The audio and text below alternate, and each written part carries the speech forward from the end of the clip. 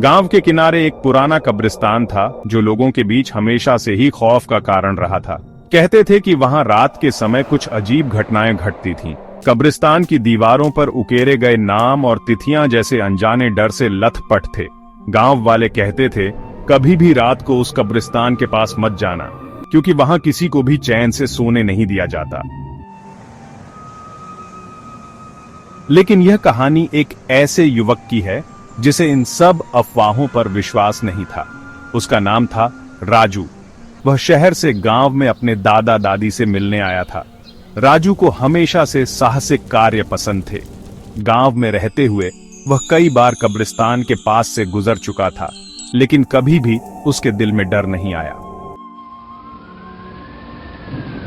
एक दिन राजू ने तय किया कि वह रात के अंधेरे में कब्रिस्तान के भीतर जाएगा और इस डर का सामना करेगा। वह अपनी बाइक पर रात के समय कब्रिस्तान की ओर बढ़ा। उसका दिल जरा भी नहीं धड़क रहा था। गांव के लोग अक्सर कब्रिस्तान के पास जाने से डरते थे, लेकिन राजू को इस सब का कोई डर नहीं था। राजू ने कब्रिस्तान के बाहर अपनी बाइक रोकी और अंदर दाखिल होने के लिए फाटक खोला। अंधेरे में केवल चांद की हल्की रोशनी कब्रों पर पड़ रही थी। राजू धीरे धीरे कब्रों के बीच से गुजरते हुए एक एक कब्र को ध्यान से देखता गया। अचानक उसे एक आवाज सुनाई दी जो उसके कानों में गूंज उठी। कौन हो तुम? राजू ने पलटकर देखा, लेकिन वहां कोई नहीं था। उसने सोचा कि शायद यह उसकी कल्पना थी और फिर से अपनी राह पर बढ़ गया। लेकिन अब उसे कुछ अजीब महसूस होने लगा था। हर कदम के साथ जैसे हवाएं और घना होती जा रही थीं। कब्रों की पत्थर की स्लैब्स पर उकेरे गए नाम जैसे उस पर हंस रहे थे। वह और भी अधिक घबराया हुआ महसूस करने लगा। तभी एक कब्र के पास एक धुआं सा उभरने लगा। राजू ने डरते हुए देखा कि धुआं धीरे धीरे एक रूप ले रहा था। वह रूप धीरे धीरे आकार ले रहा था और फिर वह एक महिला का रूप धारण कर लिया। वह महिला पूरी तरह से सफेद साड़ी में लिपटी हुई थी और उसके चेहरे पर एक भयानक मुस्कान थी। उसकी आंखें काली थीं, जैसे किसी अंधेरे में खो गए हों। राजू की हालत खराब हो चुकी थी। उसका दिल जोर जोर से धड़क रहा था और पसीने से उसका शरीर तरबतर हो चुका था।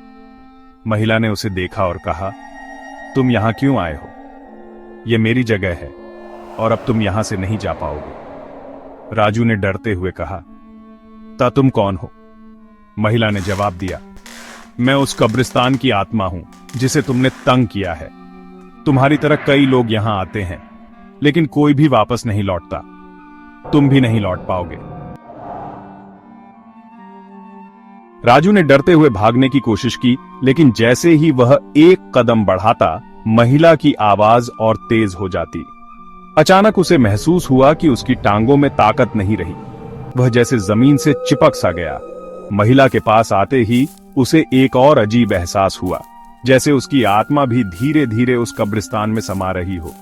राजू की सांसें तेज हो गईं, लेकिन तभी उसने अपनी जेब से एक पुरानी तावीज निकाली जिसे उसकी दादी ने उसे दिया था। वह तावीज एक सुरक्षा का प्रतीक था जो हर बुरी शक्ति से बचाने के लिए था।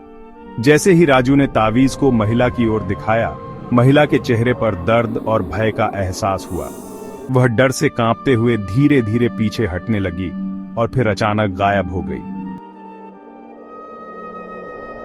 राजू अब समझ चुका था कि वह कब्रिस्तान एक साधारण स्थान नहीं था। वहां कुछ ऐसी शक्तियां थीं जो न चाहते हुए भी किसी को अपनी गिरफ्त में ले लेती थीं। वह तेजी से बाहर भागा और जैसे ही वह कब्रिस्तान के बाहर आया, हवा के तेज झोंके ने उसकी आंखों में आंसू ला दिए। कब्रिस्तान का फाटक बंद हो गया और पीछे से उस महिला की चीख सुनाई दी, जो कभी नहीं थमने वाली थी।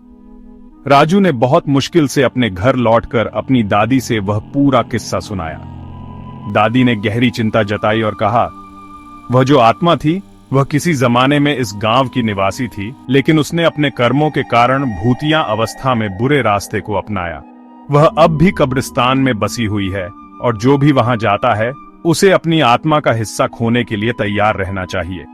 राजू ने उस दिन के बाद कभी भी कब्रिस्तान के पास जाने की हिम्मत नहीं की, लेकिन गांव वाले आज भी उस भूतिया कब्रिस्तान के पास रात को जाने से डरते हैं। कहते हैं कि अब भी उस कब्रिस्तान में रात के समय महिला की चीखें सुनाई देती हैं और हर कोई उस स्थान से दूर रहने की कोशिश करता है।